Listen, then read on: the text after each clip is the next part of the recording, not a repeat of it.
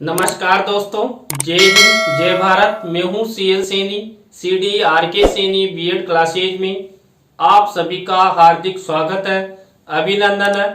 दोस्तों, हमारे इस चैनल के माध्यम से आप द्वारा हमारे इस हेल्पलाइन नंबर पर जो भी कंटेंट हमें सेंड किए जाते हैं उन्हें हम ऑनलाइन समझाने का प्रयास करते हैं। दोस्तों, आज की लाइव क्लास के अंतर्गत हम लेखन कौशल के प्रकार देखिए। दोस्तों, इससे पूर्व क्लास में मैंने आपको लेखन कौशल का अर्थ और लेखन कौशल के उद्देश्य बताए थे। तो दोस्तों, यहाँ पर लेखन कौशल के कितने प्रकार होते हैं? दोस्तों, लेखन कौशल के मुख्य रूप से 3 प्रकार होते हैं: सुलेख, अनुलेख और श्रुतलेख। इन्हीं तीनों प्रकारों के बारे में हम आपसे विस्तार पूर्वक चर्चा करेंगे। तो दोस्तों, आप सब बने रहें हमारे साथ, हमारे इस चैनल के साथ। और दोस्तों, यदि आप हमारे इस चैनल पर पहली बार आए हैं तो हमारे इस चैनल को सब्सक्राइब करें और पास ही बने बेल आइकन को जरूर दबावें, जिससे हमारे द्वारा जब भी कोई न्यू लाइव क्लास चलाई जाती है या न्यू वीडियो अपलोड किया जाता है तो उनके नोटिफिकेशन आपको मिल सके और आप अच्छा अधिगम करते हुए आप अच्छे क्रेडिट हासिल कर सको। दोस्तों, जो लेखन कौशल होता है, राइटिंग स्किल, ये मुख्यतः 3 प्रकार का होता है: सुलेख, अनुलेख और श्रुतलेख। तो इन्हीं तीनों प्रकारों के बारे में हम आपसे चर्चा कर रहे हैं यहाँ पर। तो यहाँ पर दोस्तों, हम सबसे पहले सुलेख के बारे में आपसे चर्चा करेंगे कि सुलेख क्या होता है। तो यहाँ पर देखिए, सुंदर लेख। देखिए, सुलेख मतलब सुंदर लेख को सुलेख कहते हैं। सुलेख का लेखन कौशल शिक्षण में विशेष स्थान रखता है।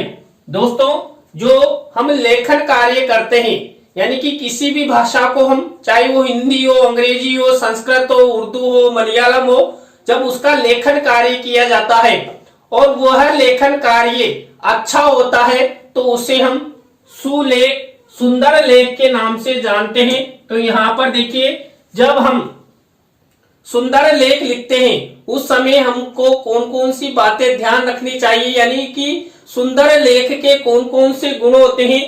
परस्पर वर्णों में तथा वर्णों की मात्राओं के साथ आकार की दृष्टि से अनुपात हो। दोस्तों, जब हम लेखन कार्य कर रहे हैं और हम उस समय सुलेख लिख रहे हैं तो हमें विशेष रूप से ध्यान रखना चाहिए कि जो हमारे वर्ण होते हैं उन वर्णों और जो वर्णों की मात्राएं हैं, उन वर्णों की मात्राओं का जो आकार है वो समान अनुपात में होना चाहिए। ये नहीं पकोड़े जैसा एक अक्षर आपका बड़ा लिखा हुआ है, एक अक्षर छोटा लिखा हुआ है। नहीं, लेखन कौशल के समय हमें विशेष कार्य, विशेष ध्यान योग्य बिंदु यही रखना चाहिए कि जो भी शब्द, जो भी वर्ण लिख रहे हैं उनके आकार में समानता होनी चाहिए, उनकी मात्राओं में समानता होनी चाहिए।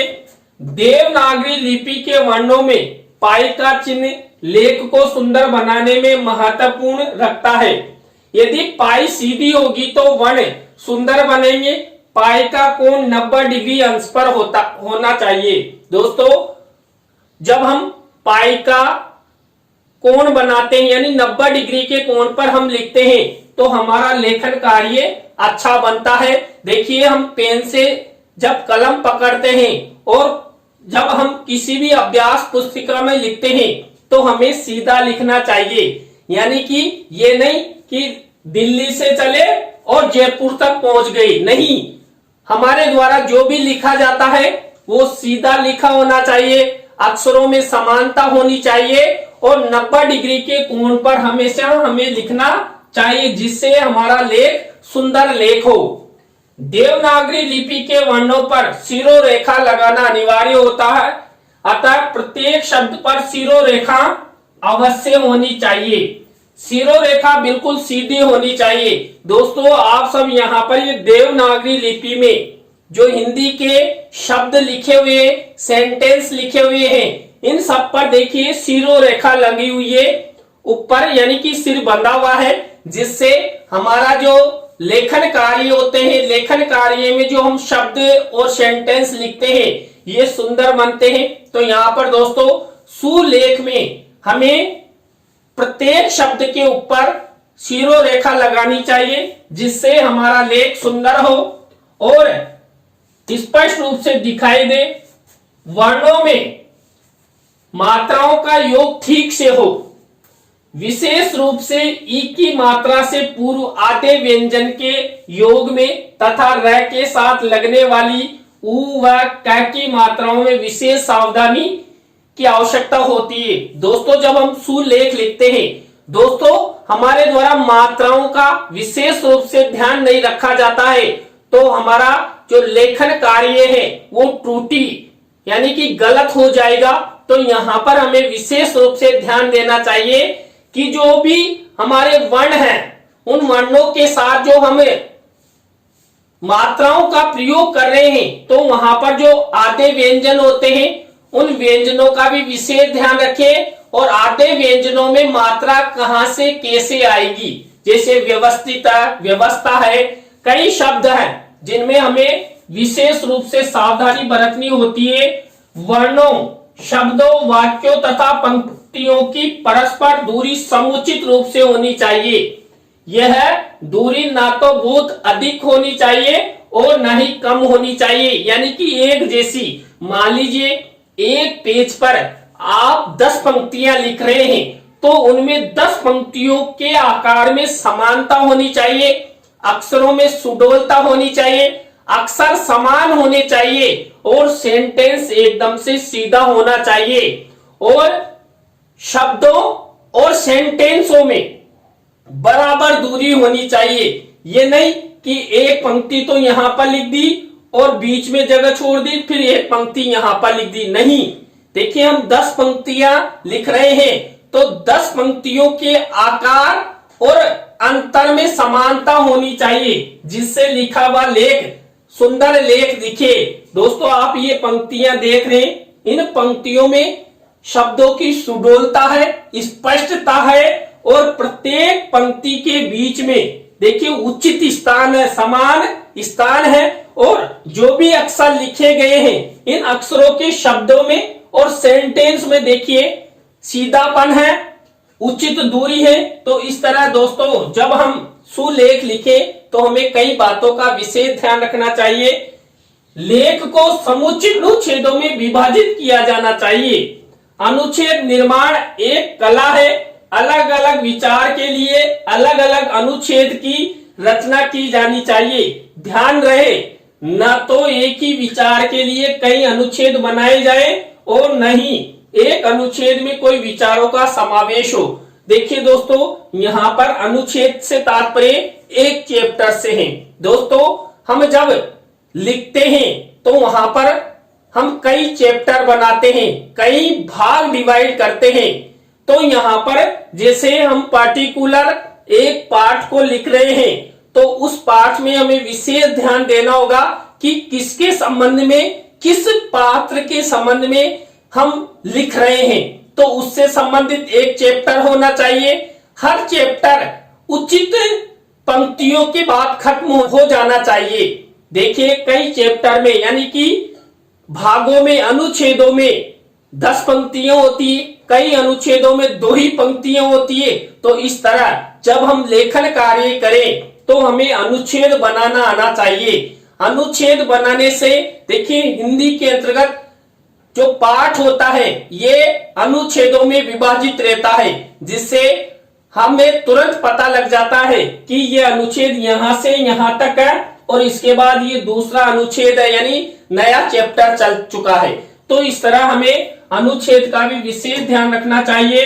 लिखते समय पृष्ठ के बाईं ओर उचित हाशिया छोड़ा जाना भी सुलेख के लिए अनिवार्य है। देखिए जो दाईं तरफ का भाग होता है, इस दाईं तरफ के भाग में उचित स्थान छोड़ देना चाहिए, जिससे इधर मान लीजिए कुछ भी पॉइंट के रूप में हमें लिखना हो तो हम बाद में भी लिख सके। इसलिए एक हाशिया लिखते समय हमें प्रत्येक पृष्ठ पर छोड़ना चाहिए।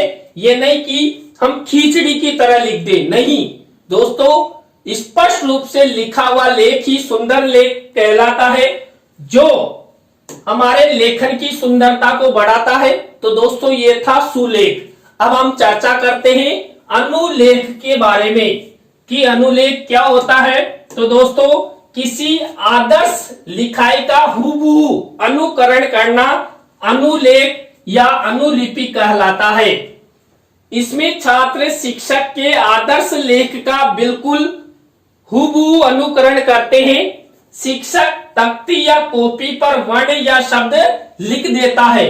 अब यहाँ पर जब शिक्षक तख्ती पर या श्यामपट पर कोई शब्द या सेंटेंस लिख देता है तो उसी का अनुकरण यानी कि अनुकरण लेख यहाँ पर किया जाता है और बच्चे देखकर ठीक वैसा ही लिखने का अभ्यास करते हैं। दोस्तों यहाँ पर ये जो अनुलेख होता है, इस अनुलेख में मान लीजिए आपने कई बार देखा है कि एक शिक्षक होमवर्क देता है तो अलग अलग हमारे विषय के अनुसार कॉपियां होती है, ऊपर की पंक्ति में शिक्षक लिख देता है और हम उसके नीचे इस तरह उनका अनुलेख करते हैं। तो यहाँ पर इससे हमारे लेखन कौशल का विकास होता है।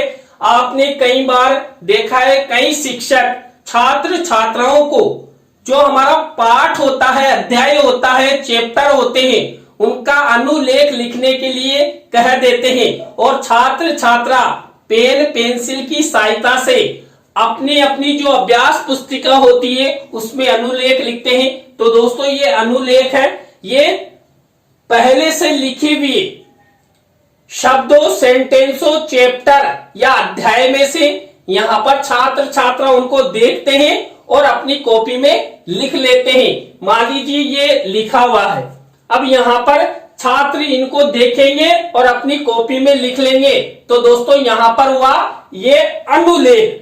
अब दोस्तों इसके बाद हम बात करते हैं श्रुत लेख की। दोस्तों जो श्रुत लेख होता है, ये इसके नाम से ही हमें पता लग रहा है कि श्रुत लेख में छात्र सुनी हुई ध्वनियों को लेखनीबद्ध करते हैं। दोस्तों श्रुत लेख के अंतर्गत जो शिक्षक बोलता है और छात्र सुनते हैं और छात्र सुनकर शिक्षक द्वारा बोले गए शब्दों, सेंटेंसों को अपनी अभ्यास पुस्तिका में लिखते हैं तो वह श्रुत लेख कहलाता है। श्रुत लेख में सुंदर लेख का इतना महत्व नहीं है जितना भाषा की शुद्धता का। दोस्तों यहाँ पर जो शिक्षक बोलता है, छात्र सुनते हैं, तो वहां पर छात्र तुरंत उसको नोट कर लेते हैं। तो यहाँ पर लेखन की सुंदरता से तात्पर्य नहीं होता, यहाँ पर विशेष होता है कि जो शिक्षक बोल रहा है और छात्र सुन रहे हैं उसका हूबहू लेखन हो रहा है या नहीं हो रहा है। देखिए जो बड़ी कक्षाएं होती है, इन बड़ी कक्षाओं में शिक्षक श्रुत लेख के माध्यम से छात्र छात्राओं को लिखवाते हैं। दोस्तों आप बीएड, डीएड, बीए बीएड या बीएससी बीएड का प्रशिक्षण ले रहे हैं तो यहाँ पर आपकी जो प्राध्यापक है, व्याख्यातागण है, वो बोलते हैं और आप अपनी अपनी अभ्यास पुस्तिका में लिख लेते हैं, वही होता है श्रुत लेख।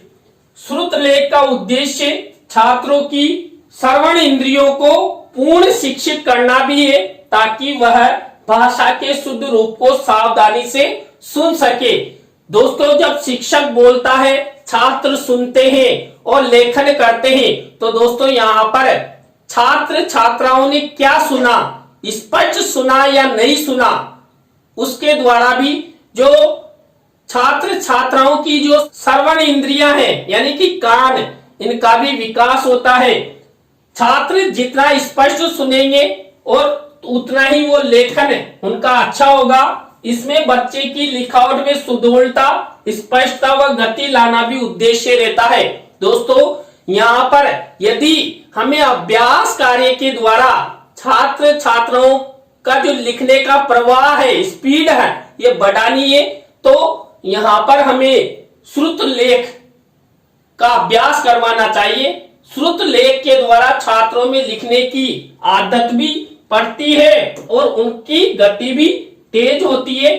तो यहां पर दोस्तों आज की लाइव क्लास में हमने जो लेखन कौशल है, इस लेखन कौशल के तीनों प्रकारों के बारे में आपसे चर्चा की कि सुलेख क्या होता है, अनुलेख क्या होता है और श्रुत लेख क्या होता है। दोस्तों यह जो टॉपिक है आपकी सभी प्रकार की प्रतियोगिता परीक्षाओं के लिए भी अति महत्वपूर्ण है। कई बार आपकी प्रतियोगिता परीक्षाओं में इससे रिलेटेड प्रश्न पूछे गए हैं, तो आपको ये विशेष रूप से ये टॉपिक तैयार करना है। तो दोस्तों आज की लाइव क्लास आपको कैसी लगी कमेंट्स में हमें जरूर बताएं। अच्छी लगी हो तो लाइक करें, कमेंट्स करें और शेयर जरूर करें दोस्तों। और दोस्तों आप भी चाहते हैं कि सैनी सर द्वारा हमारे कंटेंट ऑनलाइन माध्यम से समझाया जाए, तो दोस्तों आप हमारे इस हेल्पलाइन नंबर पर हमसे जरूर कांटेक्ट करें। तो दोस्तों आज की लाइव क्लास में बस इतना ही। न्यू लाइव क्लास के साथ हम आपसे फिर मिलेंगे CDRK सैनी बीएड क्लासेज में CL सैनी के साथ। जय हिंद, जय भारत, राम राम।